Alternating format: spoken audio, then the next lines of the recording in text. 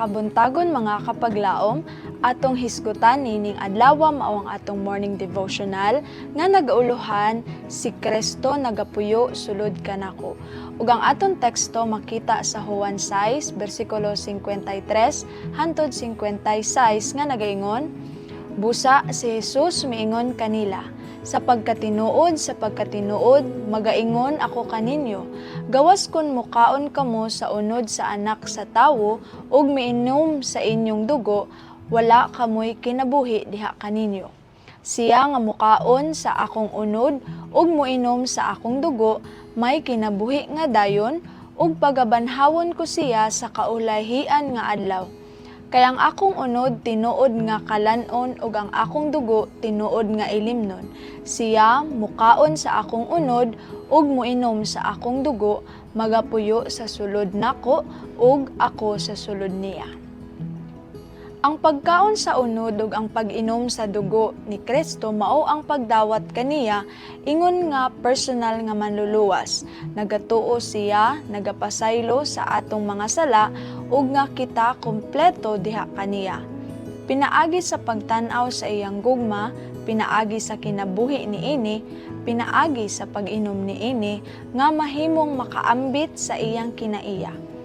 Kung unsa ang pagkaon alang sa lawas, ingon usab ni ana si Kristo alang sa kalag. Ang pagkaon walay mahatag nga kaayuhan kanato kung dili nato kini kanon, hangtod nga mahimo kining kabahin sa atong lawas. Mao usab si Kristo, walay bili alang kanato kung dili kita makaila kaniya, ingon nga personal nga manluluwas. Ang iyano nga mga kahibalo walay mahatag nga kaayuhan. Angay kita nga makailagayod ganiya, mudawat kaniya diha sa atong kasing-kasing, aron nga iyang kinabuhi, mahimong atong kinabuhi. Ang iyang gugma, ang iyang grasya, kinahanglan masabtan ug makinabuhian. Dili paigo nga kita nagatuo kang Kristo, alang sa pagpasaylo sa sala.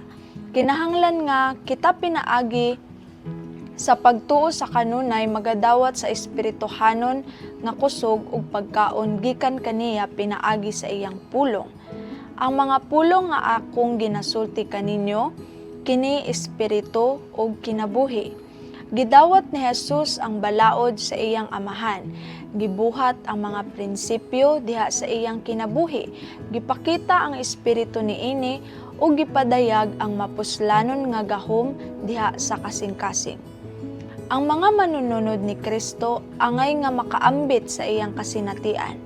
Angay nila madawat ug masabtan ug makinabuhian ang pulong sa Dios aron nga mahimo kining nagapadasig nga kusog sa kinabuhi ug sa pagbuhat. Pinaagi sa gahom ni Kristo sila mausab ngadto sa iyang imahe ug magapakita sa Dios nung mga kinaiya.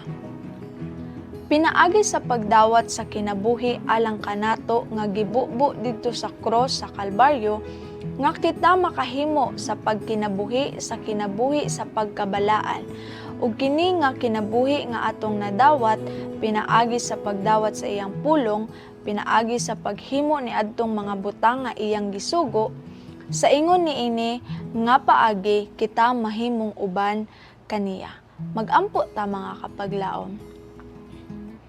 Amahan nga balaan nga nasa kaytasan sa mga langit, Ginoo, salamat sa matahom nga kabuntagon nga imong gipatagamtam kanamo. Salamat usab sa mensahe sa pulong nga pinaagi kang Hesus kami adunay kinabuhi.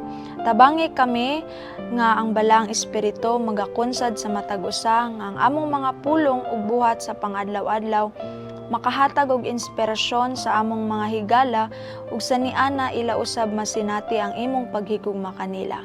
Gamita kami amahan sa pinasahi, hatagi kami og kalinaw ug kusog sa among matag adlaw karong adlaw. Amen.